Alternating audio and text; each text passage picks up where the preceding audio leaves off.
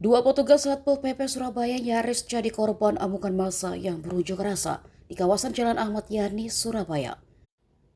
Kejadian ini bermula saat petugas Satpol PP berinisial AM dan TA sedang bertugas menjaga pedestrian di rute 2. Keduanya tengah bertugas membantu pengamanan saat masa aksi yang berjumlah sekitar ribuan orang menggelar demonstrasi. Saat itu ada seorang warga meminta tolong untuk membuka akses jalan agar bisa berangkat kerja. Seorang petugas Satpol PP berinisial AM kemudian berinisiatif melaporkan kepada pendemo untuk meminta izin membuka sedikit akses jalan. Namun yang terjadi Satpol PP tersebut justru diserang oleh pendemo. Bahkan ia harus terjungkal karena ditendang oleh pendemo. Sedangkan satu petugas lainnya yakni TA diinjak-injak oleh para pendemo. Untungnya sebagian massa aksi demonstrasi kemudian melerai kejadian tersebut. Seperti diketahui, puluhan ribu massa yang dominan naik sepeda motor hendak demo ke kantor Gubernur Jawa Timur untuk memperjuangkan dan mengawal penetapan upah minimum kabupaten kota.